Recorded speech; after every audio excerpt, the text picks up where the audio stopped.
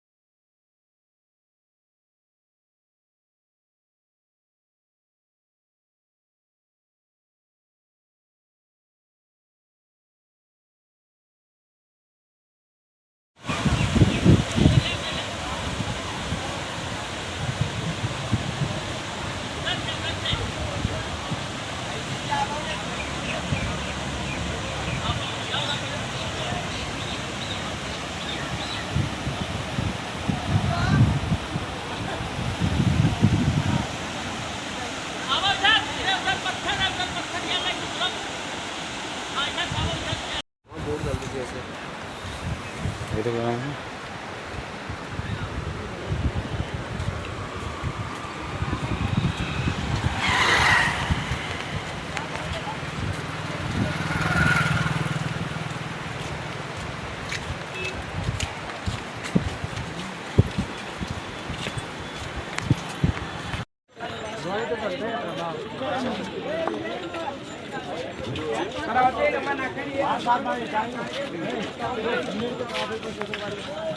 यमुनोत्री धाम के लिए यात्रा शुरू।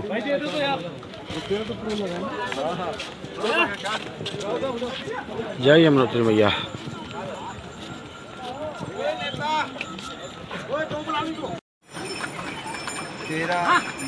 यमुनोत्री धाम के लिए सितंबर ये आप यात्रा देख सकते हैं। यमुनोत्री धाम के लिए जा रहे हैं घोड़े कंडी और पालकी में कर रहे हैं।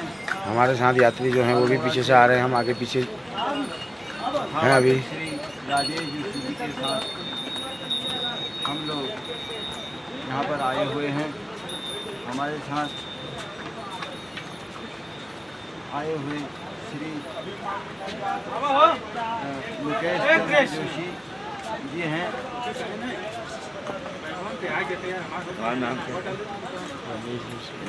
और एवं श्री रमेश जोशी। ये यात्रा में देखिए आप पालकी में भी जाते हैं लोग यहाँ पे।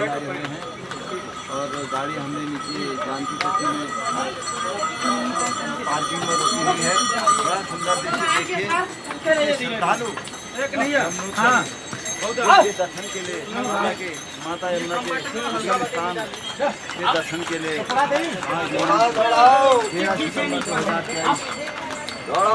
बाहर के हाँ मंगलवार के दिन यहाँ शुभ यात्रा हो रही है। सभी यात्री बड़े इच्छुक हैं। जय यमुना मैया।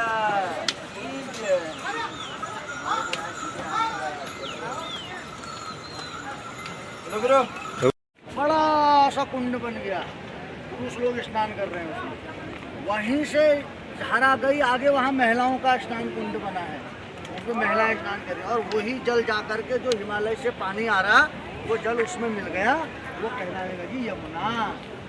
आई बात समझ में? It is clear. अब ऐसा है, पहले कुछ खा लो पी लो बढ़िया करके, उसके बाद यहाँ से ऐसे ही जाना है। वो जो रास्ता दिख रहा उस पर नीचे को मत जाना, वापसी में आओगे तो यहीं पर अपनी बस आपकी यहाँ खड़ी है, ऊपर को जाना ऊपर को है ये। और जो लोग नहीं चल पाएंगे रास्ते से डोली घोड़ा कंडी ये सब साधन मिल जाते हैं, रास्ते से ही मिल जाते हैं सब। ये देखो डोली वाले कंडी वाले मिल जाएंगे आगे। यहाँ को आओ, अरे यहाँ को थोड़ा सुनना मेरी बात, आप लोगों को सुविधा रहेगी। वो कहाँ गई बोली माई, उनको बुलाओ। अरे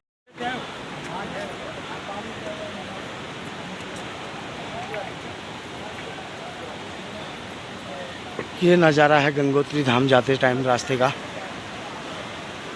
आप देख सकते हैं।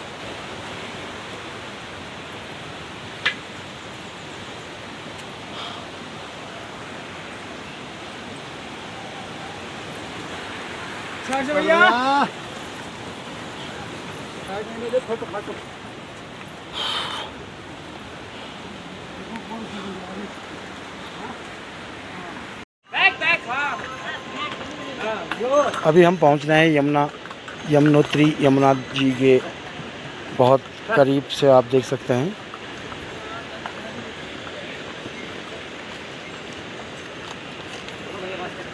तो सामने जाना है हमने, यमुनोत्री दिख रही है।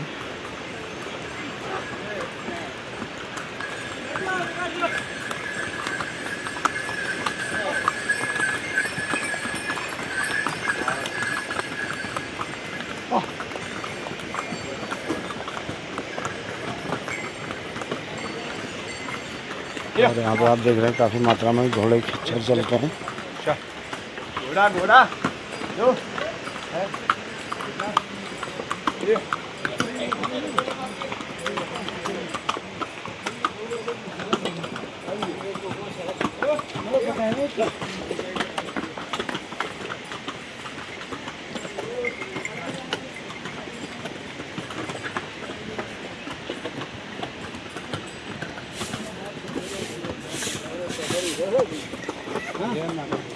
जय माता दी।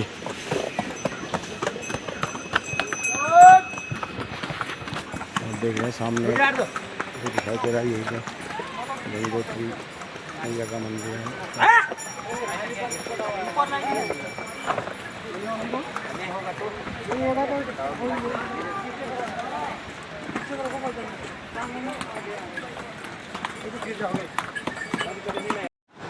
जय गंगोत्री मैया।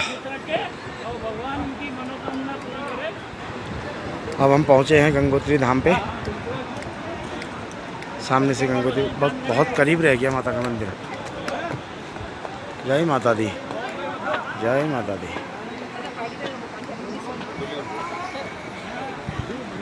ऊपर पूरा कोहरा आ चुका है, हिमालय बंद हो गया है। इधर से चारों ओर से पहाड़ियों में कोहरा दिखाई दे रहा है आपको।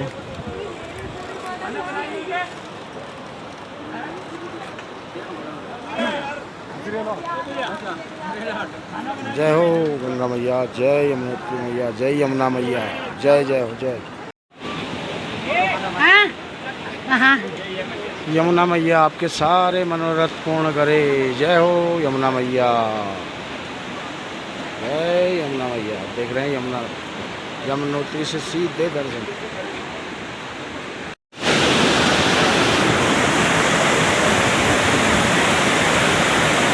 ये यमुना जी आ रही है, यहाँ से उद्गम स्थल है यमुना जी का, आप देख रहे हैं।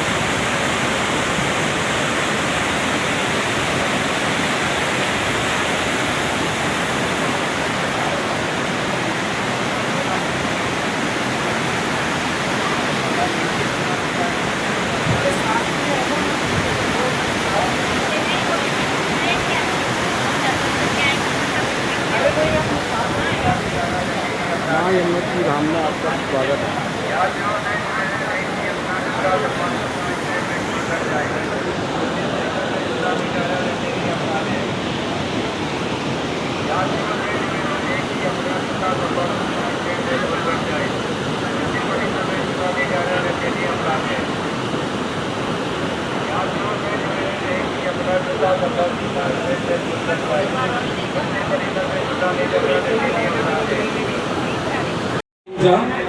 ये है तप्तकुंड। चलो तप्तकुंड, वहाँ पे उनको सतीता को बताया, सतीता को बोला। अच्छा, ये तप्तकुंड है। तप्तकुंड से हम जा रहे हैं अभी जहाँ पे यमुना जी के वो चावल पका के प्रसाद बनता है। ये तप्तकुंड में स्नान कर रहे हैं बच्चे।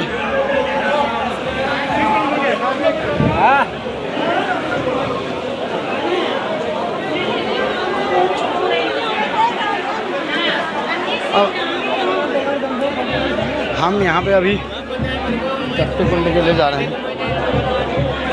तप्तकुंड में दर्शन करने के लिए। और जो हमारे साथ हैं वो भी हमारे साथी हैं। तो मैं आपको कैसे बताऊँ वो लोग कौन कौन है।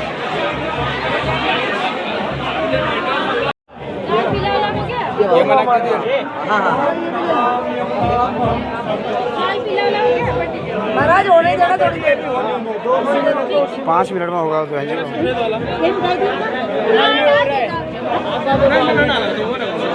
डालना पड़ता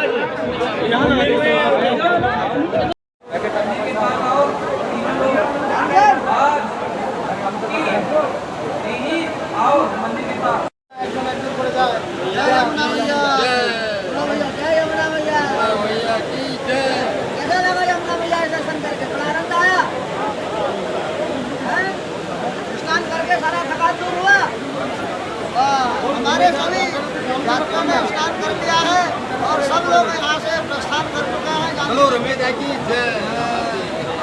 गंगा मैया की, यमुना मैया की जय बोलो।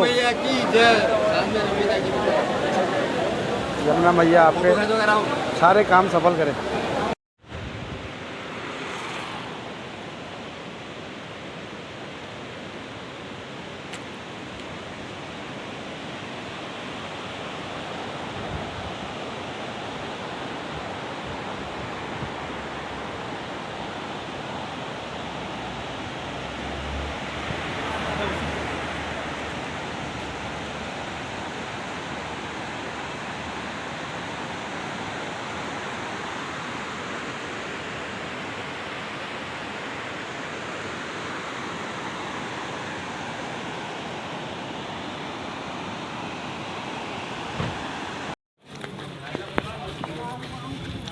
ये हैं हमारे यात्री जो अभी जा रहे हैं उत्तर काशी के काशी विश्वनाथ मंदिर।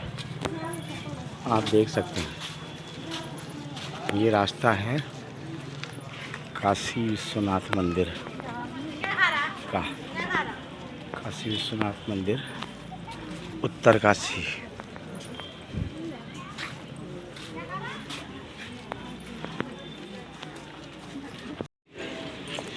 ये देखिए, यह है उत्तर काशी का काशी विश्वनाथ मंदिर।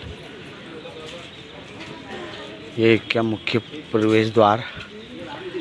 अध्यक्ष श्रीमती जसोदा राणा एवं समस्त सदस्य जिला पंचायत उत्तर काशी प्रेरणा स्रोत और RS चौहान।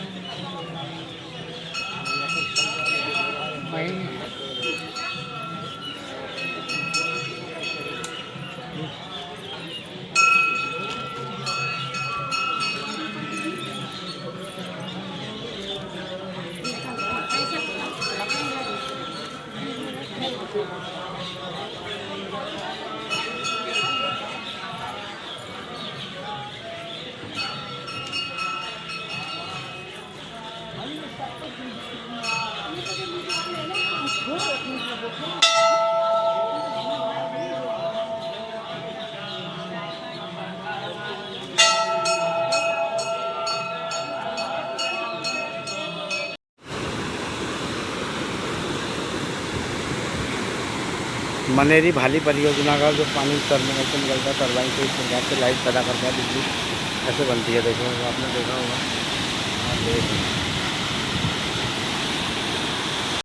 हर्षिल में ही हुई थी ना राम तेरी गंगा मैली की शूटिंग, इसी जगह पे हुई थी कहीं पर, बता रहे हैं जोशी जी हमको।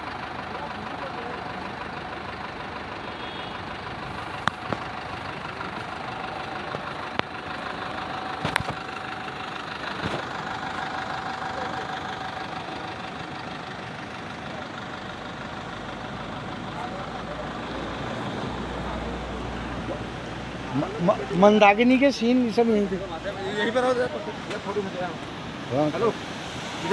ये देखो मंदाकिनी और संजीव कपूर की जो पिक्चर बनी थी हर्षिल जगह के पास में, ये सारी आप चीज़ देख रहे हैं। एक मिनट, ये हंसते हुए धन सिंह भी सामने, और ये हमारे सारे यात्री ये शास्त्री जी अद्भुत दृश्य को दिखाते हुए, बहुत सुंदर शर्मा जी साथ में और यात्रीगण सारे बैठे हैं। शास्त्री जी सामने हमारे ये हमको गाइड कर रहे हैं और इसी जगह पे जो मंदाकिनी ने जो यहाँ पे शॉट दिए थे,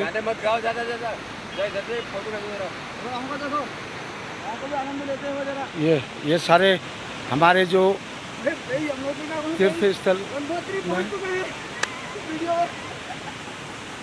फिर यमुनोत्री का, हाँ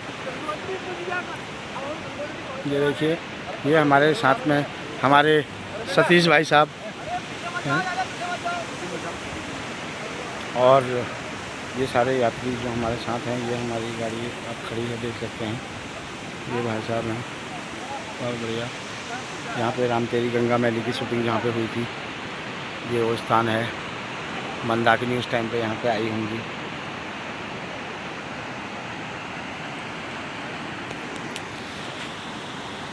हमारे यात्रीगणों को इतना आनंद आ गया है, तो ये बहुत खुशी महसूस कर रहे हैं यहाँ पे आके। जिस जगह पे शूटिंग हुई थी उस जगह पे ये खुद झोड़ा चाचेरी करने लग गए।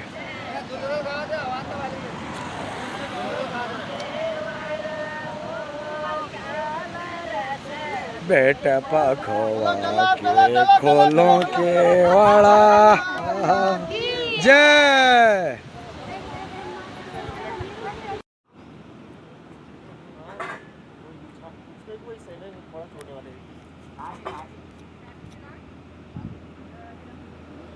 हरसिल की वादियों में सेव, जिसे हम डिलीशियस हिमाचली, ये देख सकते हैं आप, बहुत सारा सेव यहाँ पे।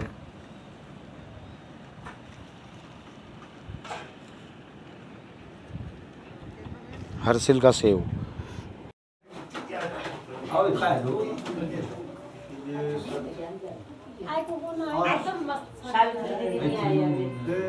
दीदी नहीं आई है,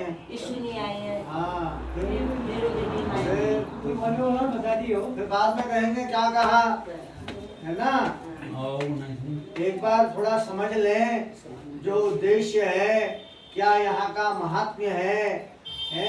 इतने पर्वतीय मार्गों से आप आ रहे हैं, देखते सुनते, तो जो कल के दिन हम घर पहुंचेंगे, क्या किया, गंगा स्नान किया। अच्छा भाई क्या महात्म्य है, हमको पता नहीं। अरे जब हम सुनेंगे और उसको हम मनन करेंगे, तो ही तो हम उसको बच्चों को बता पाएंगे। कल के दिन कोई पूछेगा, अब उसके लिए समय देना पड़ेगा। अब वो इतना टाइम लगता नहीं है आने में, है ना। तो ये सब चीजें हैं। खाना तो यहाँ पर बना रहे हैं ना। अच्छा एक बार प्रेम से बोलिएगा, सिद्धि विनायक भगवान की जय, गंगा मैया की जय।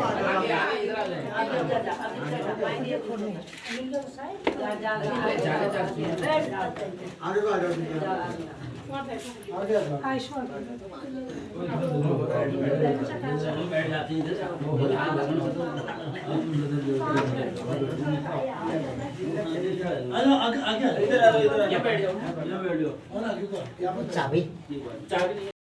भगवान की जय। देखिए थोड़ा सा मेरी बात को ध्यान से सुनेंगे। सबसे पहले थोड़ा सा भगवान नारायण का सुमिरन करते हुए उनका ध्यान करें, फिर थोड़ा सा गंगा महात्म्य में हम लोग प्रवेश करें। और कल आपने क्या करना है, कैसे दर्शन होने हैं, क्या यहाँ की प्रक्रिया है, किस प्रकार से स्नान होना है। बहुत लोग यह सोच रहे होंगे कि वहाँ पर हम डुबकी लगाएंगे। अब वो कैसे डुबकी लगानी है, ये जब तक उसको सुनोगे नहीं तो समझ में आएगा नहीं। यमुनोत्री का पूरा महात्म्य आपने श्रवण किया, हरिद्वार से ही आपने मन बना लिया तो बड़े सुंदर प्रकार से कोई प्रकार की दिक्कत नहीं हुई, सारे कार्य बड़े सुंदर हुए। इसी प्रकार से गंगा जी का भी आपने महात्म्य श्रवण करना है।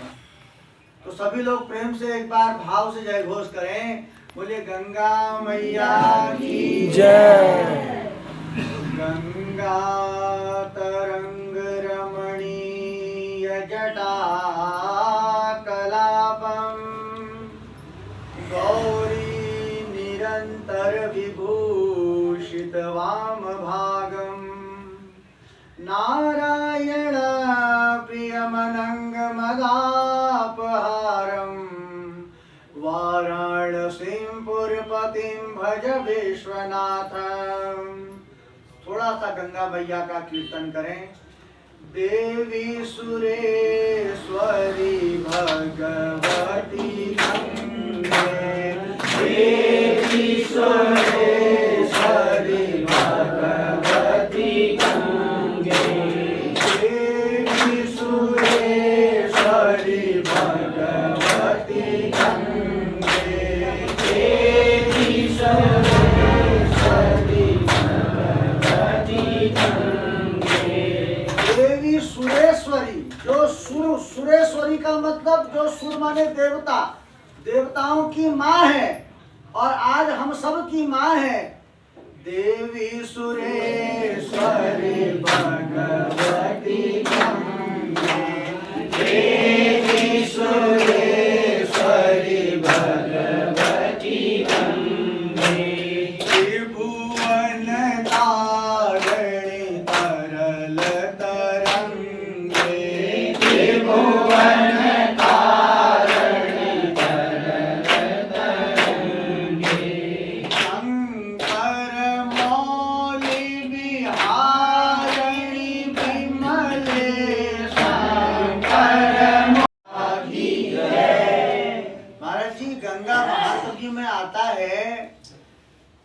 कि पूर्व समय में कल्पानुसार, देखो हमारे पुराणों में जो लिखित बातें हैं, अर्थात हमारे पुराणों को कृष्ण द्वैपायन महर्षि वेद व्यास जी ने लिखा। और ये जो पूरा संसार है, ये पूरा ब्रह्मांड है, ये सभी उस नारायण से ही प्रकट हुआ है और उसी में विलय हो जाता है। कहा जाता है कि समयानुसार समय को 4 भागों में विभक्त किया गया। उनमें सतयुग है, त्रेता है, द्वापर है, कलयुग है। और एक बार सतयुग, एक बार त्रेता, एक द्वापर और एक कलयुग, इसको कहते हैं एक चतुर्युगी। इस प्रकार से जब 71 चतुर्युगी व्यतीत हो जाती है तो उस समय एक कल्प व्यतीत होता है। उस कल्प में ब्रह्मा जी का एक दिन होता है। ब्रह्मा जी का एक दिन। सतयुग कलयुग की उम्र है 4,32,000 वर्ष। अभी कलयुग को आए हुए केवल 5,300 वर्ष हुए हैं शास्त्रों के अनुसार। 4,32,000 वर्ष में से 5,300 घटा दो, उतना कलयुग अभी और है। तब तक आपके हमारे कितने जन्म होंगे। इसी कलयुग का दुगना द्वापर है, यानी 8,64,000 का द्वापर है। उसका तिगुना त्रेता है और चौगुना 17,96,000 वर्ष का सतयुग रहता है। तो हर द्वापर में, इसके बाद अभी ये कलयुग चल रहा है, संकल्प लगाते हैं 28 तमे कलयुगे कली प्रथम चरणे। 28 तमे यानी 28वां कलयुग चल रहा है। इससे पहले 28वां द्वापर गया, 28वां त्रेता गया, 28वां सतयुग गया, 28वां कलयुग चल रहा है। इसके बाद 29वां सतयुग आएगा। इस प्रकार से हर 29वें द्वापर, अभी 29वां फिर द्वापर भी आएगा, उसमें फिर व्यास जी उत्पन्न होंगे और पूरे सनातन को एकत्रित करने के लिए पुराणों की रचना करेंगे। क्योंकि पुराण की रचना वही कर सकता है जो त्रिकालदर्शी हो। त्रिकालदर्शी कहते हैं जिसने भूत, वर्तमान और भविष्य तीनों को देखता हो जो अपने मन से, उसको कहते हैं त्रिकालदर्शी। तो वो उसको लिखता है, भविष्य में आने वाली क्या घटनाएं होंगी, पूर्व में क्या हो चुकी हैं, क्या हो रही हैं, वो लिखता है और फिर सनातन एक रूप होता है। तो उन्हीं पुराणों के अनुसार, कल्प अनुसार, प्राचीन समय में सूर्य वंश में एक महाराज हुए हैं जिनका नाम हुआ सगर। सगर महाराज, सगर महाराज की उत्पत्ति की कथा बड़ी लंबी है विष्णु पुराण में। सगर महाराज की दो पत्नियां हैं, एक का नाम है सुमिति, एक का नाम है केशनी। ध्यान दीजिए, सगर महाराज के यहाँ पर पुत्र कामेष्टि यज्ञ हुआ तो दोनों रानियां सगर्भा हो गई और एक रानी के गर्भ से एक बालक उत्पन्न हुआ जिसका नाम रखा गया अंशुमान। अच्छा, एक रानी के गर्भ से केवल मांस का पिंड हुआ। अब क्रोध में आकर के उस रानी ने कही मैं क्या करूं इसका, उसने चाकू से उस मांस के पिंड के 60,000 टुकड़े कर दिए। दुर्वासा ऋषि आए, उनका आशीर्वाद प्राप्त हुआ तो वो 60,000 टुकड़े जो थे वो 60,000 बालकों में परिवर्तित हो गए। तो आज राजा सगर बड़े प्रतापी राजा हैं, बड़े प्रसन्न हैं, 60,000 पुत्र उनके हैं। उन्होंने अश्वमेध यज्ञ कराया। अश्वमेध यज्ञ में यज्ञ का एक अश्व होता है, उस अश्व को चारों दिशाओं में भेज दिया जाता है और जब वह पूरा भ्रमण करके वापस आ जाता है, अर्थात उसको यदि कोई पकड़ लेता है तो उस राज्य के राजा को उस राजा से युद्ध करना पड़ता था। राजा सगर सम्राट हैं, अश्वमेध यज्ञ किया। 100 अश्वमेध यज्ञ यदि किसके पूरे हो जाते हैं वो इंद्रलोक को प्राप्त कर लेता है। 99 अश्वमेध यज्ञ पूरे हो गए सगर जी के, एक बचा था, अश्व को भेजा। इंद्र ने चिंता हो गई कि भैया हमारा इंद्रासन हमारे हाथ से चले जाएगा। उस यज्ञ के अश्व को चुरा करके इंद्र ने कपिल मुनि के आश्रम में बांध दिया। कपिल मुनि कौन है? ब्रह्मा जी के 10 मानस पुत्र हुए, सबके सब विरक्त हो गए। उनके बाद एक और पुत्र हुए, उनका नाम हुआ कर्दम। कर्दम ऋषि का विवाह मनु महाराज की 3 पुत्रियां हैं, आकुति, प्रसूति, देवहूति। आकुति का विवाह रुचि प्रजापति के साथ हुआ, प्रसूति का विवाह दक्ष प्रजापति के साथ हुआ। जो सबसे छोटी कन्या है देवहूति, ये देवहूति का विवाह कर्दम ऋषि के साथ हुआ। तपस्या करी कर्दम ऋषि ने, भगवान को प्राप्त करने के लिए आप ही मेरे यहाँ पुत्र रूप में आए। तो 10वीं संतान के रूप में कर्दम महाराज के यहाँ स्वयं भगवान नारायण कपिल रूप में अवतरित हुए। यही कपिल महाराज जिन्होंने दर्शन शास्त्र, आज हम दर्शन कर रहे हैं ना, आज हम एक दूसरे को बता रहे हैं, दर्शन करने के बाद गुणानुवाद को श्रवण कर रहे हैं, ये दर्शन शास्त्र। और इस दर्शन शास्त्र के जो उद्गाता हैं वो महर्षि कपिल, और जिनका आश्रम गंगा सागर तीर्थ पर है, वहां बांध दिया घोड़ा। अब जब घोड़ा नहीं आया तो सगर जी ने अपने 60,000 पुत्र अश्व की खोज में लगा दिए, बोले ढूंढ के लाओ। अब वो पूरा धरती पाताल सब जगह ढूंढने के लिए गए, कहीं घोड़ा मिला नहीं। अंततः गत्वा सुंदर वन क्षेत्र की तरफ पहुंचे, सागर क्षेत्र की तरफ, तो वहां आश्रम में वो घोड़ा दिख गया। अब उन्होंने सोची देखो कैसा साधु बना है, और हमारे अश्व को यहाँ चुरा करके बांध रखा अपने आश्रम में, और अनेक प्रकार की अनर्गल बातें कही। तो कपिल महाराज का ऐसा कोई भाव तो था नहीं, लेकिन जैसे ही नेत्र खुले उनके, नेत्रों से एक तीव्र ज्वाला प्रकट हुई और वो 60,000 पुत्र तत्काल भस्म हो गए। सगर महाराज को सूचना पहुंची कि महाराज ऐसा ऐसा हुआ।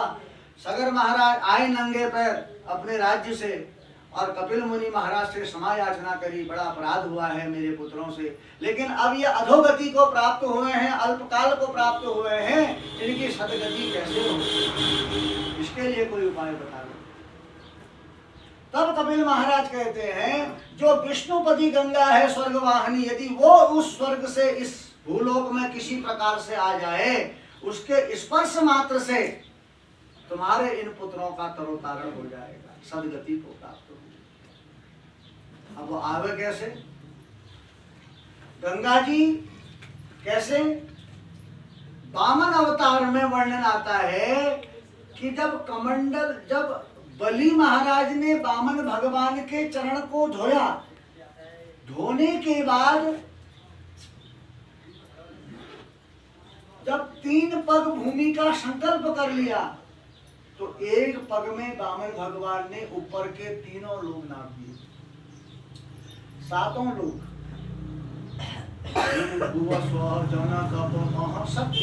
सत्य लोग है लास्ट, वहां ब्रह्मा जी बैठते हैं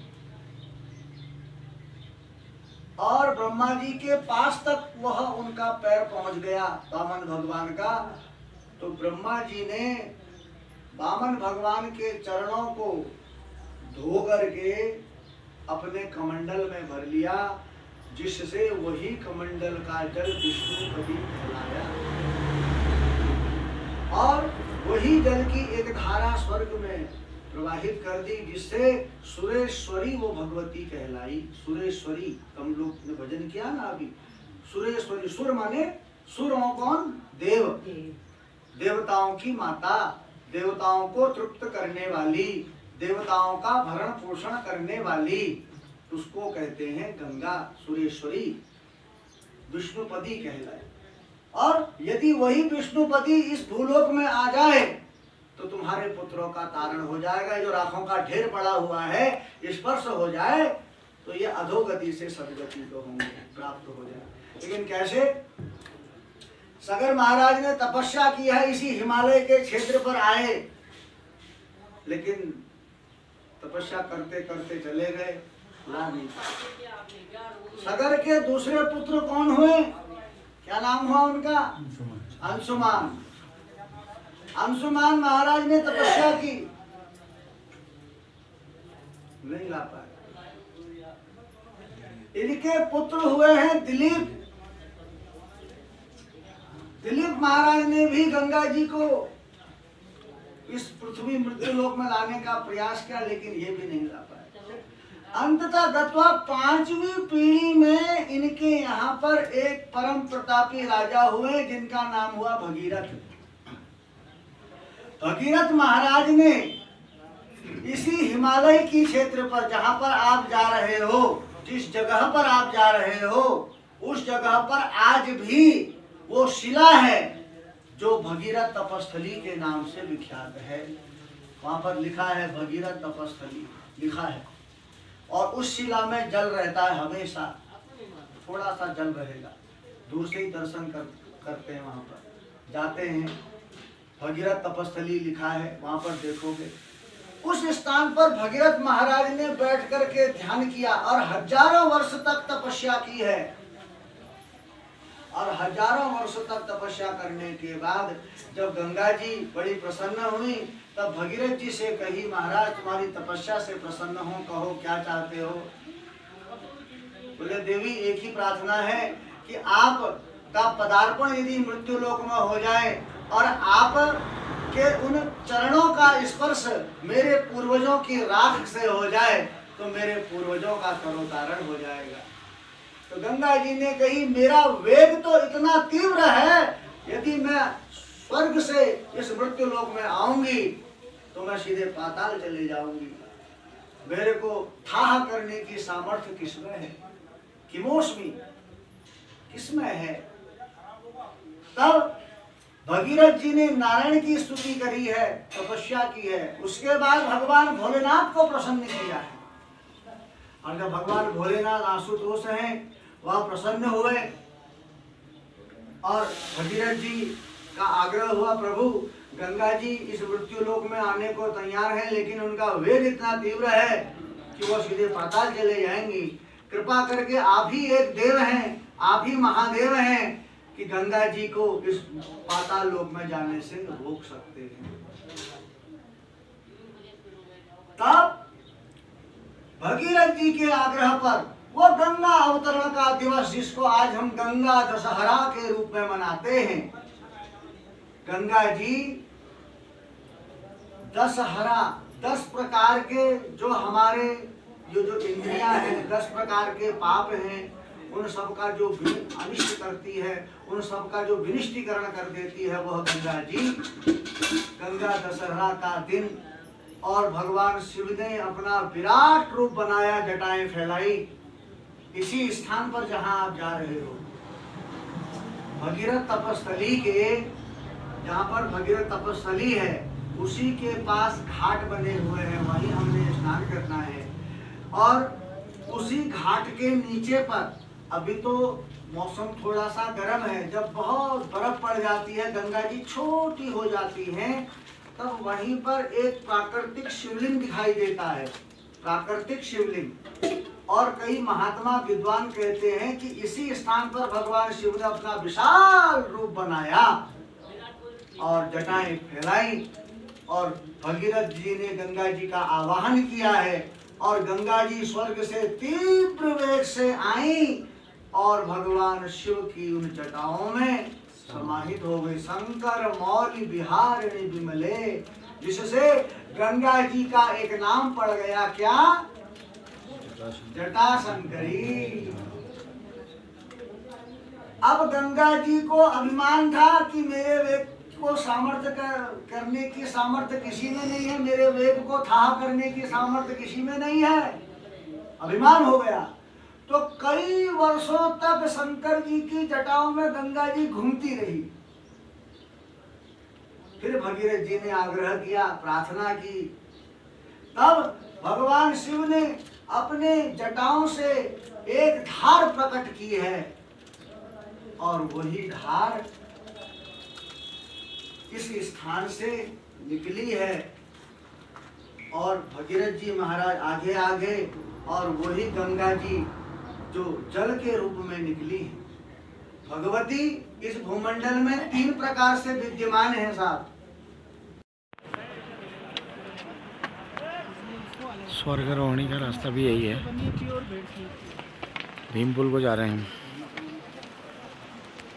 देख लो माता जी जड़ी बूटी बालों के लिए, चेहरे के लिए, ये बालों के लिए दूर है।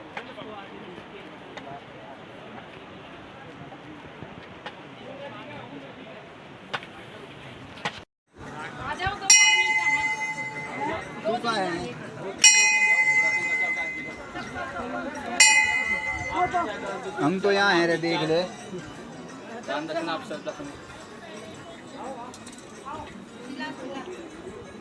दिख गया? इधर इधर इधर इधर अंदर दर्शन कर लो।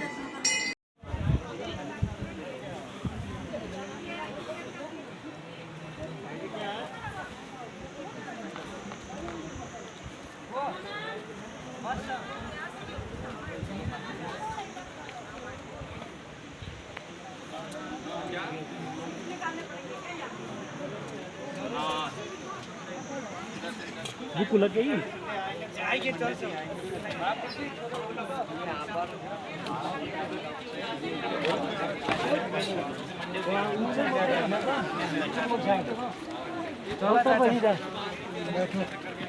चलो सचिया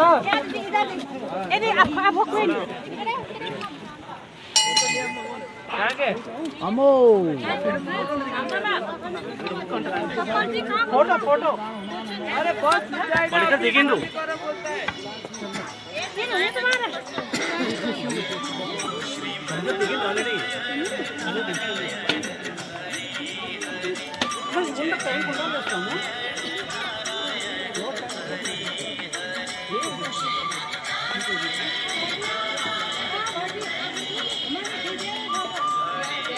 राम राम लिख के घर में, गाड़ी में, तिजोरी में, कहीं भी रखने भोजपत्र है, अच्छा होगा। कितने हैं? देसियों को भी दे देना, बहुत राम राम लिख, अच्छा होगा। इसी का एक पोथी है, किताब का आकार लग रहा है ना पूरा। ये भोजपत्र, इस पर लिखा गया महाभारत। पहले व्यास ऋषि के शरापों से पत्थर हो गया।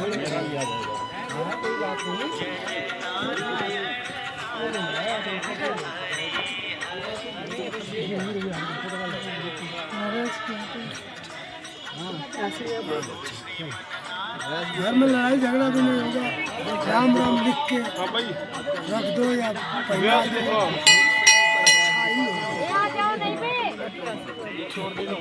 तू कहाँ है?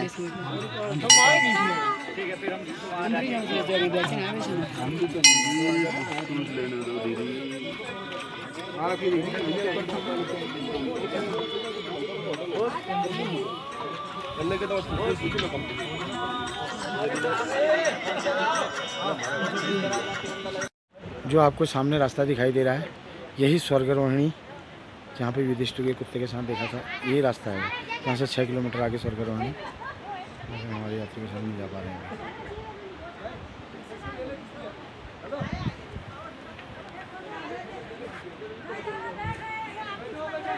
जय बद्री जय केदार।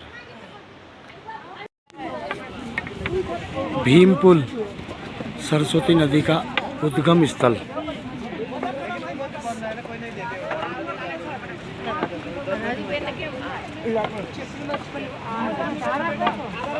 यहाँ से सरस्वती नदी का उद्गम है।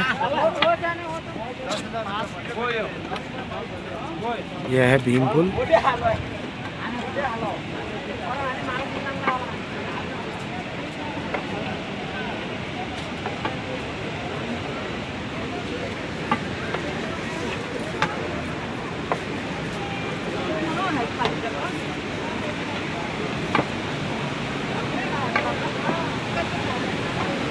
सरस्वती नदी का उद्गम स्थल।